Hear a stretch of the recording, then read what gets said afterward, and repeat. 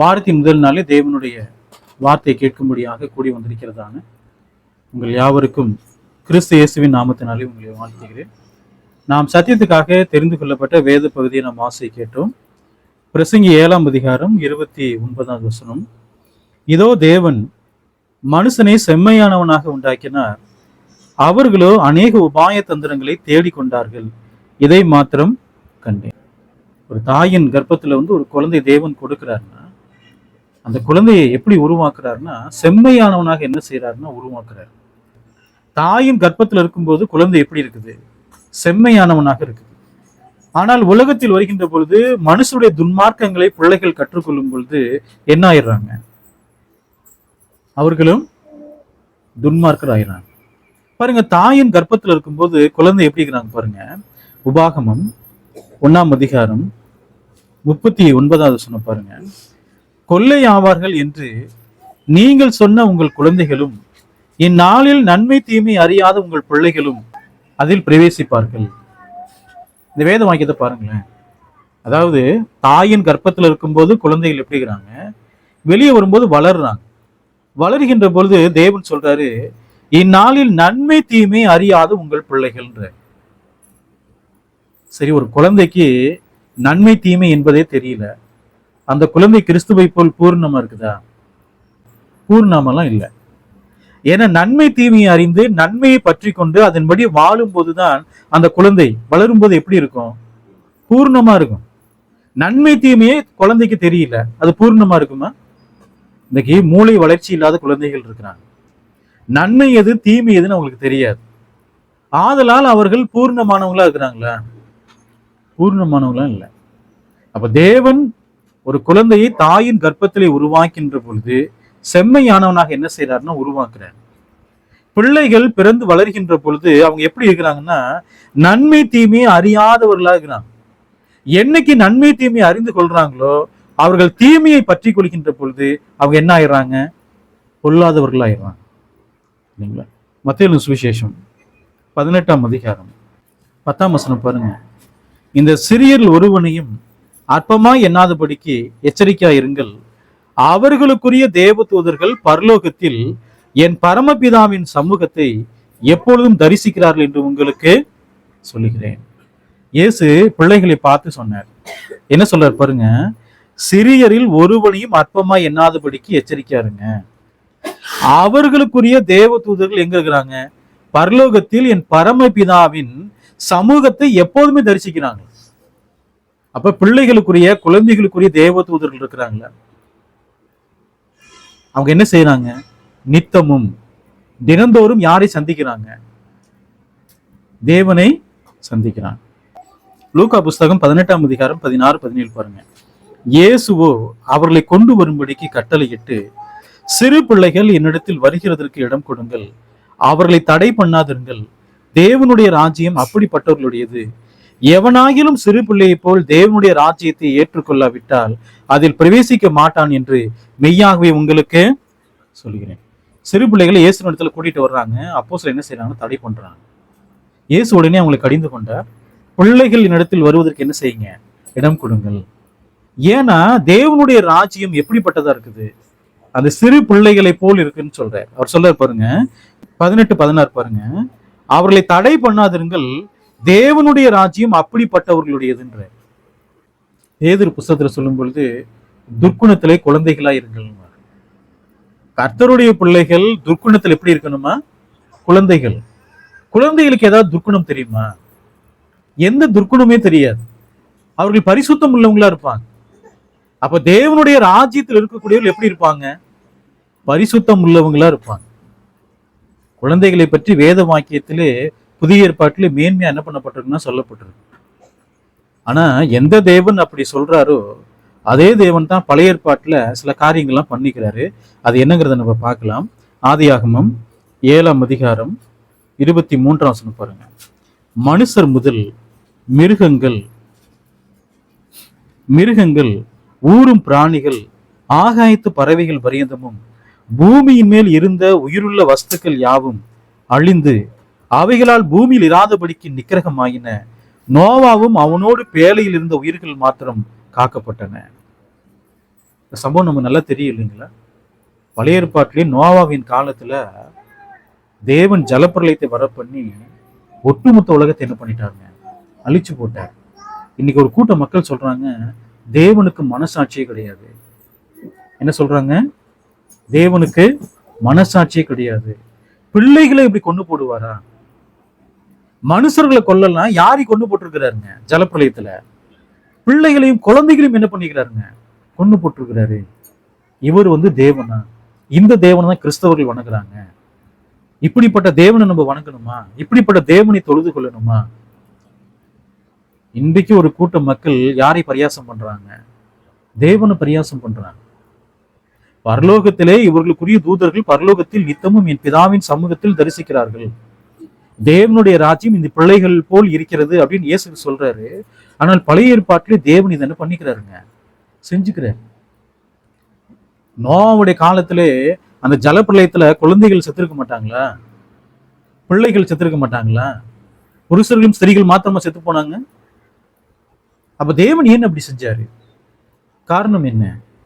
2 பேதுரு புஸ்தகம் 2ஆம் அதிகாரம் 5ஆம் வசனம் பாருங்க. பூர்வ உலகத்தையும் தப்ப விடாமல் நீதியை பிரசங்கித்தவனாகிய நோவா முதலான 8 பேரை காப்பாற்றி அவபக்தி உள்ளவர்கள் நிறைந்த உலகத்தின் மேல் ஜலப்பிரளயத்தை வரப்பண்ணி.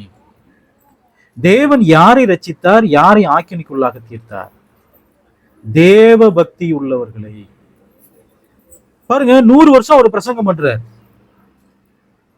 அவங்க எங்க வந்திருக்கணும்? பேழைக்குள்ள வந்திருக்கணும். பேழைக்குள்ள வந்தது யாரு? நோவாவும் அவருடைய குடும்பத்தாரும். வசனம் சொல்றாரு பாருங்க, நீதியை பிரசங்கித்தவனாகிய நோவா முதலான 8 பேரை காப்பாற்றி. அவங்க எல்லாம் யாரு? தேவனுடைய வார்த்தைக்கு கீழ்ப்படிஞ்சவங்க. அதே வசனம் சொல்றாரு, அவபக்தி உள்ளவர்கள் நிறைந்த உலகத்தின் மேல் ஜலப்பிரளயத்தை வரப்பண்ணி. தேவன் என்ன பண்ணிக்கிறாரு? ஜலப்பிரளயத்தை வரப்பண்ணிக்கிறாரு. ஜனங்களை அழிச்சு போட்டாரு. ஜனங்கள் எப்படிப்பட்டவங்க? அவபக்தி உள்ளவர்கள். நீங்க ஒரு வீட்டை கட்டி வைக்கிறீங்க, அது உங்களுடைய சொந்த வீடு. அந்த வீட்டை நீங்க என்ன செய்றீங்கன்னா இடிக்கிறீங்க. பக்கத்துல இருக்கக்கூடிய நபர் கேட்கிறார், ஏன் இப்படி செய்றீங்க? வீட்டை இடிக்க கூடாதுன்ற. நீங்க என்ன சொல்லுவீங்க? இது என்னுடைய சொந்த வீடு, இந்த வீட்டை எப்படி வேணா என்ன செய்வேன்? இடித்து நான் கட்டுவேன், அது என்னுடைய இஷ்டம். உலகமும் உலகத்தில் உள்ளவைகள் எல்லாம் யாருடையது? தேவனுடையது. ஆத்துமாக்கள்லாம் யாருடையது? தேவனுடையது. தேவன் எது ஒன்றையும் செய்வதற்கு அவருக்கு அதிகாரம் இருக்க. நான் மனுஷன் பார்க்கிற பிரகாரமாக பாருன்றார். தேவன் சட்ட திட்டங்களை வச்சுக்கிறாரு. அந்த சட்ட திட்டங்களுக்கு கீழ்ப்படியாங்க என்ன செய்வாரு? ஆக்கினிக்குள்ளாக தீர்ப்பார். இதுதான் தேவனுடைய நீதி. இந்திய தேசத்துல என்ன வச்சுக்கிறாங்கன்னா சட்ட திட்டங்கள் வச்சுக்கிறாங்க. ஒருத்தரை 10 வருஷம் போடுறாங்க, ஒருத்தர் ஆயுள் தண்டனைக்கு உட்படுத்துறாங்க, ஒருத்தரை தூக்குல போடுறாங்க, ஒருத்தரை தூக்குல போடுறாங்க, ஒருத்தரை சுட்டு கொல்றாங்க. கேள்வி கேட்க முடியுமா? ஏங்க? சட்டம். அந்த மாதிரி காரியங்களை அவன் செய்யறான், அக்கிரமத்தை செய்யறானா தண்டனை. ஏன் அவங்கள போய் கேட்கறது இல்ல? சட்ட திட்டம் இல்லைன்னா என்ன ஆகுங்க? ஜனங்கள் தங்கள் இஷ்டப்படி இருப்பாங்க. நாட்டுல கொள்ளையெல்லாம் பெருகி போயிருமா? அப்ப தேவன் தம்முடைய பிள்ளைகளுக்கும் தேசத்தாருக்கும் என்ன கொடுக்கிறார்? உலகத்தாருக்கு சட்ட திட்டங்கள். அது எப்படி நடக்கலைன்னா அழிச்சுதான் போடுவார். நோவாவின் காலத்தில் இருந்த ஜனங்களை தேவன் என்ன செய்யறாருங்க? அழிச்சு போட்டார். யாரை காப்பாத்தினாரு? ஏன்? நீதிமானாகிய லோத்து. அவபக்தி உள்ளவங்களை தேவன் என்னதான் செய்வாரு? அழிச்சு போடுவார். ஐயோ, குழந்தைங்களாம் செத்து போயிட்டாங்களே, தேவன் ரொம்ப மோசமான ஒரு கேள்வி கேட்க முடியுமா? கேள்விலாம் கேட்க முடியாது. உபாகம புஸ்தகம் 2ஆம் அதிகாரம் 34ஆம் வசனம் பாருங்க. அக்காலத்தில் அவன் பட்டணங்களை எல்லாம் பிடித்து சகல பட்டணங்களிலும் இருந்த ஸ்திரீ புருஷரையும் பிள்ளைகளையும் ஒருவரையும் மீதியாக வைக்காமல் சங்காரம் பண்ணினார். இன்றைக்கு இது மாதிரி ஒரு சம்பவம் நடக்குது. ஒரு தேசத்து மக்கள் இன்னொரு தேசத்துல போய் அங்க இருக்கக்கூடிய புருஷர்கள், ஸ்திரீகள், பிள்ளைகள் எல்லாத்தையும் என்ன செஞ்சிடறாங்க? கொண்டு போட்டுறாங்க. என்ன சம்பவிக்கும்? உலகம் எங்கும் பெரிய போராட்டம் வெடிக்க இல்லைங்களா? இந்த தேசத்தார் இந்த தேசத்துக்குள்ள பூந்து எல்லாத்தையும் என்ன செஞ்சிட்டாங்க? சர்வ சங்காரம் பண்ணிட்டாங்க. இவர்கள் எல்லாரும் இரக்கமற்றவர்கள் அப்படின்வாங்க. மோசே என்ன பண்ணாருங்க? எல்லாரையும் சர்வ சங்காரம் பண்ணிட்டார். இவர் மாத்திரம் செஞ்சாரு? மோசே மாத்திரம் செஞ்சாரு? யோசுவா 6ஆம் அதிகாரம் 21ஆம் வசனம் பாருங்க. பட்டணத்தில் இருந்த புருஷரையும் ஸ்திரீகளையும் வாலிபரையும் கிழவரையும் ஆடு மாடுகளையும் கழுதைகளையும் சகலத்தையும் பட்டய கருக்கினால் சங்காரம் பண்ணினார்கள். ஒரு தேசத்துக்குள்ள பூந்து எப்படி சங்காரம் பண்றாங்கன்னா, கழுதைகள், ஆடு மாடுகள், கிழவர், வாலிபர், ஸ்திரீகள், புருஷர், பிள்ளைகள், குழந்தைகள் எல்லாத்தையும் சர்வ சங்காரம் பண்றாங்கன்னா அந்த தேசத்துல என்னதான் ஓடுங்க? ரத்தம். இந்த கற்பனை பண்ணி பாருங்க. யோசுவா அந்த அந்நிய தேசத்துல நுழைந்து அவ்வளவு பேரும் சங்காரம் பண்ணிட்டாங்க. பார்க்கும்போது நமக்கு எப்படி இருக்கும்? குழந்தைகள்லாம் வெட்டப்பட்டு கிடப்பாங்க. பார்க்கும்போது எப்படி இருக்குங்க? மனசு கஷ்டமா இருக்கும் இல்லைங்களா? ஆனால் அது யாருடைய கட்டளை? தேவனுடைய கட்டளை. உபாகமம் 20ஆம் அதிகாரம் 17ஆம் வசனம் பாருங்க. அவர்களை உன் தேவனாகிய கர்த்தர் உனக்கு கட்டளையிட்டபடியே சங்காரம் பண்ண கடவாய். சிருஷ்டித்தவர் யாருங்க? தேவன் தான் சிருஷ்டிக்கிறார். அழிக்க சொல்றது யாரு? தேவன் தான் அழிக்கிறார். ஏன் அவங்களை சங்காரம் பண்ணணும்? காரணம் என்ன? அடுத்த வருஷம் சொல்லிருப்பார். அவர்கள் தங்கள் தேவர்களுக்கு செய்கிற தங்களுடைய சகல அருவருப்புகளின்படியே நீங்களும் செய்ய உங்களுக்கு கற்றுக்கொடாமலும் நீங்கள் உங்கள் தேவனாகிய கர்த்தருக்கு விரோதமாய் பாவம் செய்யாமலும் இருக்கும்படி இப்படி செய்ய வேண்டும். அந்த புறஜாதி மக்கள் செத்து போனதுக்கு காரணம் இருக்கா இல்லைங்களா? என்ன காரணம்? அவர்கள் தேவனை தேடாமல் விக்கிரகத்தை சேவிக்கிறாங்க, வேறொன்றை சேவிக்கிறாங்க. அவங்க பாவத்துல மாழ்றாங்க. அவங்கள உயிரோடு விட்டோம்னா என்ன சம்பவிக்கும்? அந்த துன்மார்க்கத்தை யார் கத்துக் கொடுத்துருவாங்க? இஸ்ரவேல் ஜனங்களுக்கு கத்துக் கொடுத்துருவாங்க. தேவன் சொல்றாரு, ஒருத்தரையும் விடாத சர்வ சங்காரம் பண்ணிரு. அப்ப தேவன் நீதி உள்ளவரை, தேவனுக்கென்று நீதி இருக்கிறது, தேவனுக்கென்று பிரமாணம் இருக்கிறது. அந்த நீதியின்படி அவங்க வாழலைன்னு சொன்னா தேவன் என்ன செய்வாரு? சங்கரம் பண்ணி தான் போடுவார். பாருங்க, புறஜாதிகள் மக்களை மாத்தலாம் தேவன் அப்படி கொண்டு போட்டாரா? யூதர்களை கொண்டு போடலையா? என்னாகும புஸ்தகம் 16ஆம் அதிகாரம் 33ஆம் வசனத்துல, அவர்கள் தங்களுக்கு உண்டானவை எல்லாவற்றோடும் உயிரோடைய பாதாளத்தில் இறங்கினார்கள், பூமி அவர்களை மூடிக்கொண்டது, இப்படி சபையின் நடுவிலிருந்து அழிந்து போனார்கள். யாரு? கோராகு, தத்தான், அபிராம். இவங்கெல்லாம் யாரு? இஸ்ரவேல் ஜனங்கள், தேவனை தொழுது கொள்ளக்கூடிய ஜனங்கள். தேவனுக்கு விரோதமாக பாவம் செய்த போது எல்லாரும் கூடார வாசல்ல அவங்க மனைவிகளோடும் பிள்ளைகளோடும் குழந்தைகளோடும் நிக்கிறாங்க. ரெண்டா பூமி பிளந்து அவங்க எல்லாம் என்ன ஆயிட்டாங்க? உள்ள உயிரோட போயிட்டாங்க உள்ள. அப்படியே பூமி என்ன பண்ணிடுச்சு? முடிச்சு. காரணம் என்ன? பாவம். ஐயோ, குழந்தைகளை விட்டுருக்கலாமே. நிறைய பேர் அப்படிதான் சிந்திக்கிறான். குழந்தைகள் ஒரு பாவம் செய்யலையே. அது யாருடைய தீர்ப்பு? அது தேவனுடைய தீர்ப்பு. இஸ்ரவேல் ஜனங்கள் பாவம் பண்றாங்க வனாந்தரத்துல. தேவன் சொன்னாரு, எகிப்திலிருந்து கிளம்பின ஜனங்கள்ல ஒருத்தர் கூட மீதியா இருக்க மாட்டாங்க. 40 வருஷம் இந்த பாதகத்தை சுமப்பாங்கன்னு தேவன் சொன்னார். பாருங்க, அவங்களுடைய பிள்ளைகள் நன்மை தீமை அறியாத பிள்ளைகள். 40 வருஷம் அவருடைய பாதகத்தை என்ன செஞ்சாங்க? அந்த பிள்ளைகள் சுமந்தாங்க.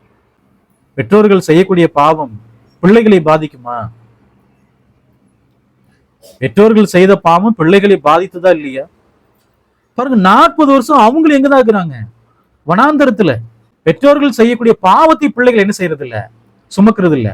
ஆனா பெற்றோர்கள் பாவம் செய்யறாங்கன்னா அதனுடைய விளைவுகள் என்ன செய்யறாங்க? பிள்ளைகள் சுமக்கிறாங்க. பாவத்தை சுமக்க மாட்டாங்க. விளைவுகள் என்ன செய்வாங்க? சுமப்பாங்க.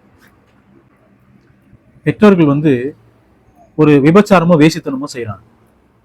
பெற்றோருக்கோ ஒரு தாய்க்கோ தகப்பனுக்கோ ஒரு HIV பாதிக்கப்பட்டிருக்கிறாங்க. பிள்ளைகள் பிறக்கும்போது எதுல தான் பிறப்பாங்க? HIV தான் பிறப்பாங்க. பிள்ளைகள் என்ன பாவம் பண்ணாங்க? அவர்கள் செய்த பாவத்தின் விளைவு அவங்க என்ன செய்யறாங்க? சுமக்குறாங்க. ஆனா அவங்க செஞ்ச பாவத்தை சுமப்பாங்களா? இல்ல. அப்ப இஸ்ரவேல் ஜனங்களை கூட தேவன் என்ன பண்ணிக்கிறாரு? கொண்டு போட்டிருக்கிறார். வனாந்திரத்திலே தேவனுடைய வார்த்தையை மீறின எகிப்திலிருந்து கிளம்பின எல்லா ஜனங்களையும் என்ன செஞ்சாருங்க? வனாந்திரத்திலேயே கொண்டு போட்டார். ஏசாயா புஸ்தகம் 10ஆம் அதிகாரம் 6ஆம் வசனம் பாருங்க. அவபக்தியான ஜனங்களுக்கு விரோதமாய் நான் அவனை அனுப்பி எனக்கு கோபமூட்டின ஜனத்தை கொள்ளையிடவும் சூறையாடவும் அதை வீதியில் சேற்றை போலும் மிதித்து போடவும் அவனுக்கு கட்டளை கொடுப்பேன். தேவன் ஒரு ராஜ்யத்தை அழிக்கிறதுக்கு இன்னொரு ராஜ்யத்தை என்ன செய்யறாருங்க? எலும்ப பண்ற. இஸ்ரவேல் ஜனங்களை அழிப்பதற்கு அசிரியரை எலும்ப பண்ற. இந்த ஜனங்களை கொள்ளையடிக்கணும், சூறையாடணும் தேவன் முடிவு பண்ற. ஆனா அந்த அசிரியன் என்ன முடிவு பண்றான்னா 7ஆம் வசனத்துல, அவனோ அப்படி எண்ணுகிறதும் இல்லை, அவன் இருதயம் அப்படிப்பட்டதை நினைக்கிறதும் இல்லை, அநேக ஜாதிகளை அழிக்கவும் சங்கரிக்குமே தன் மனதில் நினைவு கொள்கிறான். அவன் என்ன யோசிக்கிறான்? ஜனங்களை எல்லாம் அழிச்சு போடணும்னு நினைக்கிறான். தேவன் ஜனங்களை என்ன செய்யணும்? கொள்ளையிடணும், மிதிக்கணும்னு நினைக்கிறார். இவன் என்ன நினைக்கிறான்? அழிச்சு போடணும்னு நினைக்கிறான். அவன் என்ன செய்வான்? அப்பனா இந்த அசிரியன் என்ன செய்வான்? அழிக்கதான் செய்வான். உபதியா புஸ்தகம் 15ஆம் வசனம் பாருங்க. எல்லா ஜாதிகளுக்கும் விரோதமான நாளாகிய கர்த்தருடைய நாள் சமீபமாய் வந்திருக்கிறது. நீ செய்தபடியே உனக்கு செய்யப்படும், உன் செய்கையின் பலன் உன் தலையின் மேல். அசிரியன் என்ன செஞ்சானோ அதான் அவனுக்கு என்ன ஆகும்? திரும்பும். பாபிலோனியர்கள் என்ன செஞ்சாங்களோ அதான் அவங்களுக்கு என்ன ஆகும்? திரும்பும். யார் யார் என்னென்ன பாவம் செய்யறானோ அதெல்லாம் தேவன் தலையில திருப்புவாரா? பழைய ஏற்பாட்டுல திருப்புவார். அசிரியன் என்ன பண்ணிருப்பான்? ஒரு தேசத்துல போகும்போது கர்ப்பஸ்திரிகளை வைத்த கீறி போட்டிருப்பான். குழந்தை எடுத்து தரையில் என்ன செஞ்சிருப்பாங்க? அடிச்சு கொண்டு போட்டிருப்பான். வாலிபர் பிள்ளைகள் எல்லாத்தையும் என்ன பண்ணிருப்பான்? சர்வ சங்காரம் பண்ணிருப்பான். தேவன் சொல்றாரு, நீ செய்தபடியே உனக்கும் செய்யப்படும், உன் செய்கையின் பலன் உன் தலையின் மேல் திரும்பும். இன்னொரு சம்பவத்தை நம்ம வாசிக்கலாம். 1 சாமுவேல் புஸ்தகம் 15ஆம் அதிகாரம் 32, 33 பாருங்க. இந்த பகுதியில அமிலேக்கின் ராஜாவாகிய ஆகாக சவுல் உயிரோடு பிடிச்சிட்டாரு. மத்த எல்லாத்தையும் என்ன பண்ணிட்டாருங்க? சங்காரம் பண்ணிட்டாரு. முதல் தரமானது 2ஆம் தரமானது வச்சு சங்காரம் பண்ணிட்டாரு. ஆகாகை உயிரோடு வச்சுக்கிறாரு. சாமுவேலுக்கு தெரிய வருது. சாமுவேல் எங்க போறாருன்னா ஆகா கிட்ட போறாரு, அமிலேக்கின் ராஜாட்ட. அவரு என்ன யோசிக்கிறாருன்னா, சாமுவேல் வர்றாரு, நமக்கு என்ன கிடைக்கும்? ஒரு மன்னிப்பு கிடைக்கும்னு நினைக்கிறேன். 1 சாமுவேல் 15ஆம் அதிகாரம் 33ஆம் வசனத்துல, சாமுவேல் உன் பட்டயம் ஸ்திரீகளை பிள்ளையற்றவள் ஆக்கினது போல ஸ்திரீகளுக்குள்ளே உன் தாயும் பிள்ளையற்றவள் ஆவாள் என்று சொல்லி சாமுவேல் கில்காலிலே கர்த்தருக்கு முன்பாக ஆகாகை துண்டித்து போட்டான். ஆகாக என்ன பண்ணிக்கிறாருங்க? வசனம் பாருங்க. உன் பட்டயம் ஸ்திரீகளை பிள்ளையற்றது ஆக்கினது போல. அவருடைய நோக்கம் என்ன? ஆகாவுடைய நோக்கம் என்ன? ஆண்கள் எல்லாத்தையும் என்ன செஞ்சிருவாருங்க? கொண்டு போட்டிருக்கிற. சாமுவேல் சொல்றாரு, நீ என்ன செஞ்சையோ அது உன் தலையின் மேல் திரும்பும். ஆகாக மற்றவர்களை எப்படி கொண்டு போட்டாரோ அதே போல சாமுவேல் என்ன செஞ்சாருங்க? அவரையும் கொண்டு போட்டார். தேவன் தலையின் மேல திருப்பினார ஆகாக தலையின் மேல. சங்கீத புஸ்தகம் 137ஆம் சங்கீதம் 9ஆம் வசனம் பாருங்க. உன் குழந்தைகளை பிடித்து கல்லின் மேல் மோதி அடிக்கிறவன் பாக்கியமா. இந்த சம்பவம் நடக்கும்போது எப்படி இருக்குன்னு யோசனை பண்ணி பாருங்க. குழந்தைகளை பிடிச்சு எதுல மோதி அடிக்கிறாங்க பாருங்க? காலை பிடிச்சு ஓங்கி தரையில அடிக்கிறாங்க, கல்லு மேல அடிக்கிறாங்க. இங்க சங்கீதக்காரன் சொல்றாரு, உன் குழந்தைகளை பிடித்து கல்லின் மேல் மோதி அடிக்கிறவன் எப்படி இருக்கும் பாருங்க. குழந்தைகள் பிடிச்சு அடிச்சா இதெல்லாம் செஞ்சிருக்காங்களா பழைய ஏற்பாட்டுல? பெரும்பாலும் எல்லா ராஜாக்களும் இதை பண்ணிக்கிறாங்க. ஒரு தேசத்தின் மீது யுத்தம் பண்ண போறாங்கன்னா என்ன செய்வாங்க? இதான் செய்வாங்க. ஸ்திரீகளை கொண்டு போடுவாங்க, புருஷர்களை கொண்டு போடுவாங்க, கிழவரை கொண்டு போடுவாங்க, குழந்தைகள் என்ன செய்வாங்க, கொண்டு போடுவாங்க. சங்கீதம் 137 சங்கீதம் 8 வசனம் பாருங்களேன். உன் குழந்தைகளை பிடித்து கல்லின் மேல் மோதி அடிக்கணும் பாக்கியவான் சொல்றாரு இல்லைங்களா? எந்த குழந்தைகள் சொல்றாரு பாருங்க 8 வசனத்துல. பாபிலோன் குமார்த்தியே, பாலாய் போகிறவளே, நீ எங்களுக்கு செய்தபடி உனக்கும் பதில் செய்கிறவன் பாக்கியவான். பிள்ளைகளை கல்லுல மோதி அடிச்சு கொண்டு போட்டது யாரு? பாபிலோன். அவன் என்ன செஞ்சானோ அதே போல அவனுக்கு என்ன பண்ணப்படும், செய்யப்படும். நம்ம என்ன யோசிப்போம், குழந்தைகள் ரொம்ப பாவங்க, எப்படிங்க போட்டு தரையில் இப்படி ஓங்கி அடிக்கிறது, கல்லுல எப்படி அடிக்கிறது, இப்படி ஒரு தண்டனையை தேவன் கொடுக்கலாமா? அவர்கள் என்ன செஞ்சாங்களோ பதிலுக்கு என்ன செய்வாங்க, உன்னை ஒருவன் செய்வான். பாபிலோனை மேற்கொண்டது யாரு? மேதிய பெர்சியர்கள். அப்ப மேதிய பெர்சியர்கள் என்ன பண்ணிருப்பாங்க, இவன் என்ன பண்ணானோ அதான் அவன் என்ன செய்வாங்க. கேள்வி என்னன்னா, குழந்தைகள் என்ன பாவம் பண்ணுச்சு? நன்மை தீமை அறியாத உங்கள் பிள்ளைகள்ன்ற குழந்தைகள் என்ன பாவம் பண்ணுச்சுங்க? ஒரு தேசத்துக்குள்ள போகும்போது தேவனையே கட்டளை கொடுக்கிறார், குழந்தைகள் முதற்கொண்டு யாரையுமே விடாத எல்லாத்தையும் சர்வ சங்காரம் பண்ணணும். அசிரியர்கள் இருக்கிறாங்க, துன்மார்க்கமான ஜனமா இருக்காங்க, தங்கள் பிள்ளைகளுக்கு என்ன சொல்லி தருவாங்க? அதே துன்மார்க்கம் தான் சொல்லி தருவாங்க. பாபிலோனியர்கள் இருக்காங்க, அவங்க தங்கள் பிள்ளைகளுக்கு என்ன சொல்லி தருவாங்க? அதே துன்மார்க்கம் தான் சொல்லி தருவாங்க. தேவன் செய்வது நீதியான செயல பாருங்க. பிள்ளைகளை தேவன் கொல்லும்படி கட்டளை கொடுக்கிறார். அந்த பிள்ளைகள் கொன்று போட்டாலும் அவங்க எங்க இருப்பாங்க? பரதீசுல இருப்பாங்க. ஏன்? பிள்ளைகள் நன்மை தீமை அறியாதவர்கள், பிள்ளைகள் செம்மையானவங்களாக தேவன் உண்டாக்குறார். அவங்க எங்கதான் போவாங்க? பரிசுத்தம் போவாங்க. நம்ம பதப்பதைக்கிறோம், ஐயோ குழந்தைகளை தேவன் கொண்டு போட்டிருக்கிறாரே. அந்த குழந்தைகள் அப்படியே வளர்றாங்கன்னா யாருடைய துன்மார்க்கத்தை கத்துக்குவாங்க? தங்கள் பெற்றோர்களின் தேசத்தின் துன்மார்க்கத்தை என்ன செஞ்சுக்குவாங்க? அப்ப பிள்ளைகளை தேவன் கொன்று போட சொல்லுவது சரியா? சரி, புருஷர்கள்லாம் கொண்டு போடுங்க, ஸ்திரீகளை கொண்டு போடுங்க, வாலிபரை கொண்டு போடுங்க, முதியவரை கொண்டு போடுங்க, குழந்தைகளை மாத்திரம் மிச்சம் வைங்கன்னா அந்த குழந்தைகளை யார் வளர்ப்பா? யாராவது வளர்ப்பாங்களா? யாரும் வளர்க்க மாட்டாங்க. எத்தனை குழந்தைகள் எடுத்து அவங்க வளர்ப்பாங்க? அந்த குழந்தைகள் அப்போதே கொல்லப்படும் என்று சொன்னால் அவங்க எங்க இருப்பாங்க? பரதீசுல இருப்பாங்க. ஏசாயா புஸ்தகம் 13 அதிகாரம் 16 வசனம் பாருங்க. அவர்கள் குழந்தைகள் அவர்கள் கண்களுக்கு முன்பாக மோதி அடிக்கப்படும், அவர்கள் வீடுகள் கொள்ளையிடப்படும், அவர்கள் மனைவிகள் அவமானப்படுவார்கள். பாபிலோனை குறித்து தேவன் சொல்றேன். அவருடைய குழந்தைகள் கண்களுக்கு முன்பதாக மோதி அடிக்கப்படும். பாபிலோனியர்கள் என்ன செய்தார்களோ அதை தேவன் அவங்களுக்கு என்ன பண்றாங்க? திரும்ப செய்றாங்க. யாத்திராகமம் 1 அதிகாரம் 16 வசனம் பாருங்க. நீங்கள் எபிரேய ஸ்திரீகளுக்கு மருத்துவம் செய்யும் போது அவர்கள் மனையின் மேல் உட்கார்ந்து இருக்கையில் பார்த்து, ஆண் பிள்ளையானால் கொன்று போடுங்கள், பெண் பிள்ளையானால் உயிரோடு இருக்கட்டும் என்றான். மருத்துவச்சிகளுக்கு பார்வோன் ஒரு கட்டளை கொடுக்கிறார். என்ன கட்டளை கொடுக்கிறார்னா, ஆண் குழந்தைகள் பிறந்த என்ன செஞ்சிருங்க, எபிரேய ஸ்திரீகளுக்கு கொண்டு போட்டுருங்கன்ற. ஆனா அவங்க குழந்தைகளை காப்பாத்தினா ராஜா இன்னொரு கட்டளை கொடுக்கிறார். யாத்திராகமம் 1 அதிகாரம் 22 வசனம் பாருங்க. அப்பொழுது பார்வோன் பிறக்கும் ஆண் பிள்ளைகளை எல்லாம் நதியிலே போட்டு விடவும், பெண் பிள்ளைகளை எல்லாம் உயிரோடு வைக்கவும் தன் ஜனங்கள் எல்லாருக்கும் கட்டளையிட்டான். என்ன கட்டளை கொடுக்கிறாரு? ஆண் பிள்ளைனை எங்க தூக்கி போட்டுருங்க? நதியில. 9 மாதங்கள் சுமந்து பெக்கிறாங்க, அந்த பிள்ளையை தூக்கி நதியில் தூக்கி போட முடியுங்களா? இது யாருடைய கட்டளை? அது ராஜாவுடைய கட்டளை. அப்ப அவங்க வந்து பலாத்காரமா அந்த பிள்ளையை பிடிங்க எங்க தூக்கி போட்டிருப்பாங்க? ஆத்துல, நைல் நதியில தூக்கி போட்டிருப்பாங்க. இது துன்மார்க்கமா இல்லைங்களா?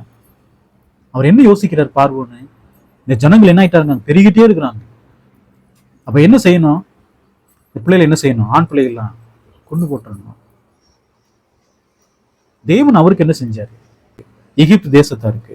யாத்திராகமம் 11ஆம் அதிகாரம் 5 வசனம் பாருங்க.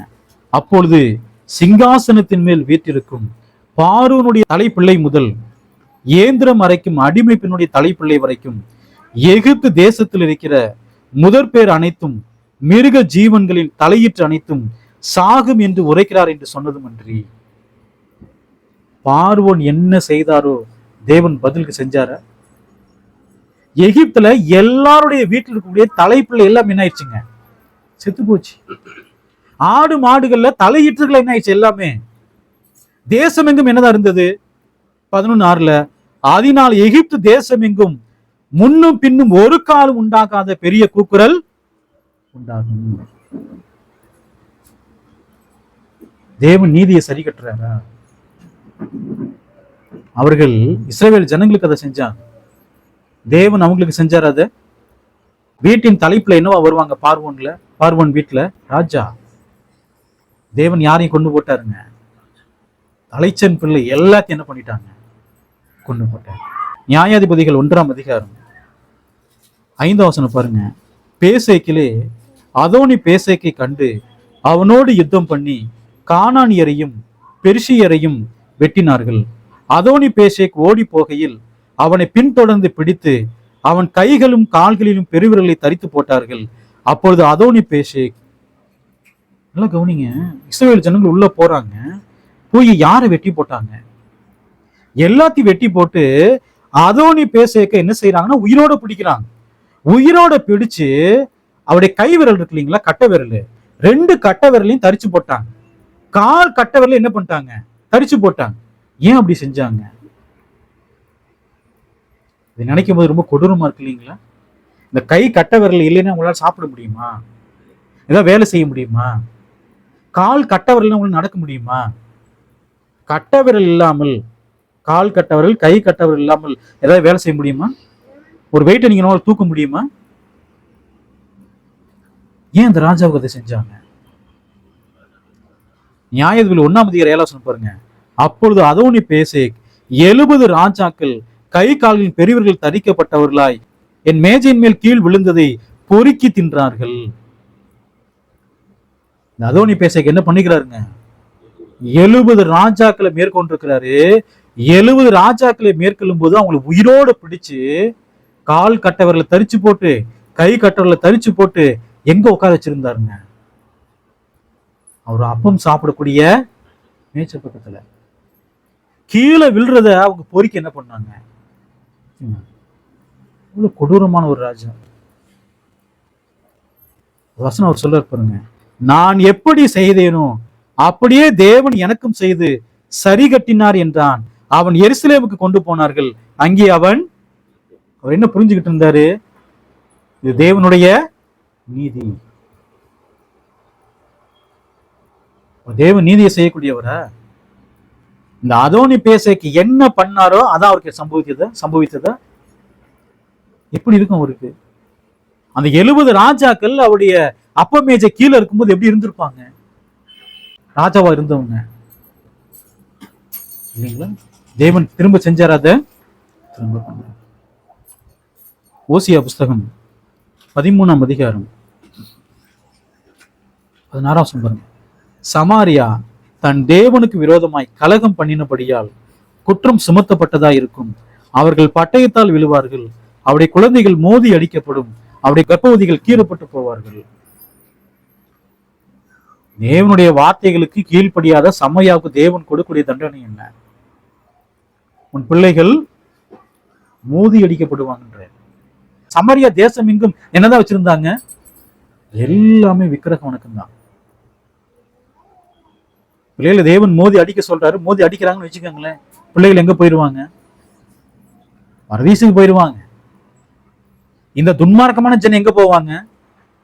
ஆக்கினை தீர்ப்புக்கு போவாங்க. தேவன் நீதி உள்ளவரா? அந்த பிள்ளைகளை அப்படியே வளர விட்டு அவங்களும் என்னதான் ஆவாங்க? அக்கிரமம் தான் செய்வாங்க. இது எல்லாமே பழைய ஏற்பாட்டில் சம்பவித்ததா? மனுஷன் என்ன செய்கிறானோ அதை என்ன செய்வாங்க? மறுப்பான். மத்தேயு புஸ்தகம் 5ஆம் அதிகாரம் 39ஆம் வசனத்துல தேவன் புதிய ஏற்பாட்டுல கிறிஸ்துவின் பிரமாணத்தை மாத்துறார். எப்படி மாத்துறாரு பாருங்க. நான் உங்களுக்கு சொல்லுகிறேன், தீமையோடு எதிர்த்து நிற்க வேண்டாம். ஒருவன் உன்னை வலது கண்ணத்தில் அறிந்தால் அவனுக்கு மறு கண்ணத்தையும் திருப்பி கொடு. பழைய ஏற்பாட்டிலே பழி வாங்கும்படி தேவன் எல்லோரும் என்ன செய்யறாருங்க? எலும்பு பண்ற. ஒரு தேசத்துக்கு விரோதமாக இன்னொரு தேசத்தை எலும்பு பண்ற. ஒரு ராஜாவுக்கு விரோதமாக இன்னொரு ராஜாவை என்ன செய்யறாருங்க? எலும்பு பண்ற. ஆனால் புதிய ஏற்பாட்டிலே கிறிஸ்துவின் பிரமாணத்துல ஒருவன் உன்னை ஒரு கணத்தில் அறைந்தால் என்ன செய்ய? மறு கணத்தையும். அவர் சொல்றாரு பாத்தீங்களா, தீமையோடு எதிர்த்து நிற்க வேண்டாம். தீமைன்னு தெரிஞ்சா என்ன செய்யாதீங்க? எதிர்த்து நிக்காதீங்க. அந்த தீமை நீங்க என்ன செய்யுங்க? சகித்துக் கொள்ளுங்கள் அப்படின்ற. கலாத்தியர் புஸ்தகம் 6ஆம் அதிகாரம் 7ஆம் வசனம் பாருங்க. மோசம் போகாதிருங்கள், தேவன் தம்மை பரியாசம் பண்ண விட்டார். மனுஷன் எதை விதைக்கிறானோ அதையே. பழைய ஏற்பாட்டுல அவங்க என்ன விதைச்சாங்களோ அதான் அவங்க அறுத்தாங்களா? அதான் அவங்க அறுத்தாங்க. இன்றைக்கு நாம் என்ன விதைக்கிறோமோ அதான் அறுப்போமா? அதான் அறுப்போம். அவர் சொல்ல பாருங்க 8ஆம் வசனம். தன் மாம்சத்திற்கென்று விதைக்கிறவன் மாம்சத்தினாலே அழிவை அறுப்பான், ஆவிக்கென்று விதைக்கிறவன் ஆவியினாலே நித்திய ஜீவனை அறுப்பான். நம்ம என்ன விதைக்கிறோங்கிறத கவனிங்க. மாம்சத்திற்கென்று விதைப்போம் என்று சொன்னால் என்னதான் இருப்போம்? அழிவு. நம்ம மாம்சத்தின் கிரைகளே தொடர்ந்து செஞ்சுக்கிட்டே இருக்கிறோம், நமக்கு என்னதான் இருக்கும்? அழிவு தான் இருக்கும். ஆவிக்குரிய கிரைகளை தொடர்ந்து செஞ்சுக்கிட்டே இருக்கிறோம், தேவனுக்கான கிரைகளை, நமக்கு என்ன இருக்கும்? முடிவு யார் கையில இருக்குது? நம்முடைய கையில தான் இருக்குது. நம் நன்மை செய்யறோமா தீமை செய்யறோமா? தேவன் நம்முடைய கையில அதுல கொடுத்துட்டாரு. நம்முடைய கையில தேவன் கொடுத்துட்டாரு. என்ன செய்ய போறீங்கன்னு கேட்கிறாரு. நம்ம என்ன செய்யணும்? தேவன் பழைய ஏற்பாட்டில் சொல்லுவாரு, நன்மையும் தீமையும் உனக்கு முன்பாக வைத்தேன், நீயும் உன் பிள்ளைகளும் என்றென்றைக்கும் வாழும்படி எதை பற்றிக்கொள்? நன்மையை. தேவன் கட்டளை கொடுக்கிறார், நன்மையை பற்றிக்கொள்ளுன்ற. அப்ப நம்ம எதை பற்றிக்கொள்ளணுங்க? நன்மையை பற்றிக்கொள்ளணும். லூக்கா புஸ்தகம் 13ஆம் அதிகாரம், லூக்கா 13ஆம் அதிகாரம் 1-5 வரைக்கும் இங்கே நடந்த சம்பவம் நமக்கு நல்லாவே தெரியும். பாருங்க, இந்த இடத்துல பிலாத்து சில கலீலை என்ன பண்றாங்கன்னா கொண்டு போட்டார். இதை யார்கிட்ட சொல்றாங்கன்னா இயேசு இடத்துல சொல்றாங்க. அப்ப இயேசு சொல்றாரு பாருங்க, அந்த கலிலேயருக்கு அப்படிப்பட்டவைகள் சம்பவித்ததினாலே மற்ற எல்லா கலிலேயரை பார்க்கிலும் அவர்கள் பாவிகளா இருந்தார்கள் என்று நினைக்கிறீர்களோ? தேசத்துல அங்கங்க அழிவுலாம் வருது. வெளிநாடுகள்ல இந்த குண்டு வீச்சுலாம் இருக்கு இல்லைங்களா, குண்டெல்லாம் போடுறாங்க, ஏவுகணைகள் தாக்குதல் எல்லாமே நடக்குது, நாடு நாடு யுத்தம்லாம் நடந்துட்டு இருக்குது, நிறைய பிள்ளைகள்லாம் சாவுறாங்க. அவங்களாம் நம்ம பார்த்துட்டு அவங்கள ரொம்ப துன்மார்க்கமான ஜனங்கள், அதனாலதான் தண்டனை நம்ம சொல்லலாமா? வசந்த் என்ன சொல்றாரு? அப்படிப்பட்டவைகள் சம்பவித்ததினாலே மற்ற எல்லா கலிலேயை பார்க்கிலும் அவர்கள் பாவிகளா இருந்தாலும் நினைக்கிறீர்களோ? அப்படி அல்லவென்று உங்களுக்கு சொல்கிறேன், நீங்கள் மனம் திரும்பாமற் போனால் அப்படியே கெட்டு போவீர்கள். இன்றைக்கு தேசத்துல நிறைய காரியங்கள் நடக்குது. குழந்தைகள் சாகுறாங்க, பிள்ளைகள் சாகுறாங்க, வாலிபர்கள் சாகுறாங்க.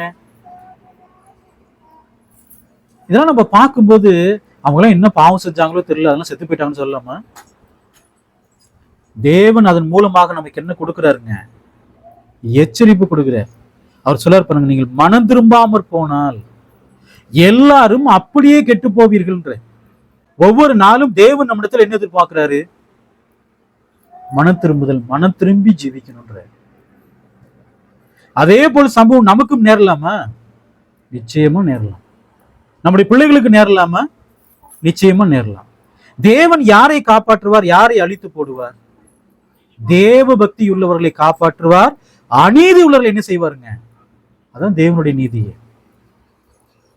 இன்னைக்கு ஆங்காங்கே விபத்துகள்லாம் நடக்குது, சிறு குழந்தைகள்லாம் சாகுறாங்க. பார்க்கும்போது மனசு கஷ்டமா இருக்குது. தேவன் ரொம்ப கடினம் உள்ளவர். பாருங்க, ஒரு பச்சை குழந்தை கொண்டுட்டாரே, ஒரு சிறு பிள்ளைகளை கொண்டுட்டாரேன்னு நினைக்கிறோம். லூக்கா புஸ்தகம் 13ஆம் அதிகாரம் 4ஆம் வசனம் பாருங்க. சீலோவாமிலே கோபுரம் விழுந்து 18 பேரை கொன்றதே, எருசலேமில் குடியிருக்கிற மனுஷர் எல்லாரிலும் அவர்கள் குற்றவாளிகளா இருந்தாலும் நினைக்கிறீர்களா? ஒரு கோபுரம் விழுந்து எத்தனை பேர் செத்து போயிட்டாங்க? அவங்க செத்து போயிட்டாங்க. இவங்க என்ன நினைக்கிறாங்கன்னா அவங்களாம் யாரு? குற்றவாளிகள். விபத்து நடக்குது இல்லைங்களா, நிறைய பேர் மறிக்கிறாங்க, அவங்களுக்கு குற்றவாளிகளா? ஏன் சொல்ல பாருங்க, அப்படி அல்லவென்று உங்களுக்கு சொல்லுகிறேன், நினைக்காதீங்கன்ற. நீங்கள் மனம் திரும்பாமற் போனால் எல்லாரும் அப்படியே கெட்டு போவீர்கள். தேசத்திலே மரணம் எப்படி சம்பவித்தாலும் அந்த மரணத்தை சம்பவிக்க பண்றது யாரு? தேவன். அவதான் சம்பவிக்க பண்ற. வியாதியிலே மரித்தாலும், வயது மூப்பிலே மரித்தாலும், எப்படி மரித்தாலும், அது பிள்ளைகளா இருக்கலாம், குழந்தைகளா இருக்கலாம், வாலிபரா இருக்கலாம், வயது முதிர்ந்தவர் யார் வேணாலும் இருக்கலாம், வயது முதிர்ந்தவர்களாக இருக்கலாம், யார் வேண்டுமானாலும் இருக்கலாம். அந்த மரணத்தை சம்பவிக்க பண்றது யாரு? தேவன். அப்ப இன்னைக்கு நாம் ஜீவனோடு இருக்கிறோம் என்று சொன்னால் அது யாருடைய தயவு? தேவனுடைய தயவு. தேவன்கிட்ட போய் கேள்வி கேட்கலாம், ஏன் தேவன் இப்படி பண்ணீங்க, ஏன் இந்த பிள்ளைகளை போய் கொண்டு போட்டீங்கன்னு கேள்வி கேட்கலாமா? ரோமர் புஸ்தகம் 9ஆம் அதிகாரம் 20-21 பாருங்க. அப்படியானால் மனுஷனே, தேவனோடு எதிர்த்து தர்க்கிக்கிற நீ யார்? உருவாக்கப்பட்ட வஸ்து உருவாக்கினவனை நோக்கி நீ என்னை ஏன் இப்படி உண்டாக்கினா என்று சொல்லலாமா? பார்வை இல்லாதவங்க, ஊமையா இருக்கிறவங்க, காது கேளாமல் இருக்கிறவர்கள், அங்க பலவீனம் உள்ளவர்கள் தேவனை பார்த்து கேள்வி கேட்கலாமா? என்ன ஆண்டவரே, எங்களை நல்லா படிச்சுட்டு இவங்களே இப்படி படிச்சுன்னு கேள்வி கேட்கலாமா? அவர் சொல்ல பாருங்க, உருவாக்கப்பட்ட வஸ்து யாரு? நம்ம தான். உருவாக்கினவரை நோக்கி, உருவாக்கினவர் யாரு? கேள்வி கேட்கலாமா? நீ என்னை ஏன் இப்படி உண்டாக்கினாய்? அதுக்கு அதிகாரம் இருக்கா? தேவன் சொல்றாரு, நம்மை மண் என்று நினைவு கூறுகிறார். நம்மளே என்னவா இருக்கிறோம்? மண்ணு. ஆவி யாருடைய கையில இருக்கு? தேவனுடைய கையில. நம்முடைய காலங்கள் யாருடைய கையில இருக்கு? தேவனுடைய கையில இருக்கு. தேவனை போய் கேள்வி கேட்கலாமா? கூடாது. அடுத்த வசனம் பாருங்க. மிதியிட்ட ஒரே களிமண்ணாலே கொயவன் ஒரு பாத்திரத்தை கனமான காரியத்துக்கும் ஒரு பாத்திரத்தை கனவீனமான காரியத்துக்கும் பண்ணுகிறதற்கு மண்ணின் மேல் அதிகாரம் இல்லையா? உருவத்துல எல்லாரும் ஒரே மாதிரி இருக்காங்களா? எல்லாரும் வித்தியாசமான உருவ அமைப்போடு இருக்கிறான், முக அமைப்போடு இருக்கிறான்.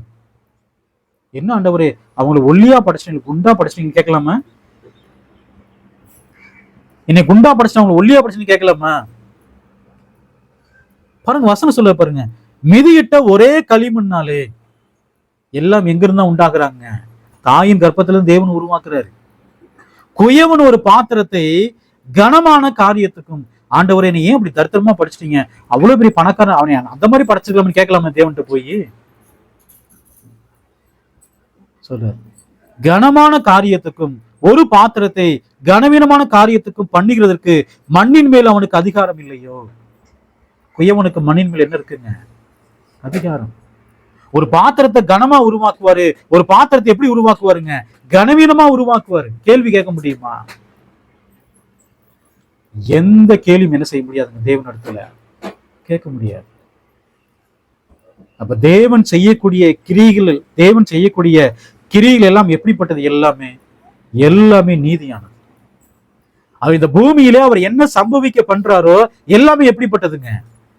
நீதியானது. நடைபெறக்கூடிய சம்பவங்களை பார்த்துட்டு ஐயோ இந்த மாதிரிலாம் சம்பவிக்குது, தேவனுக்கு மனசாட்சி இருக்கான்னு கேட்கலாமா? தேவன் சகலத்தையும் தம்முடைய சித்தத்தின்படி என்ன செய்யறாருங்க?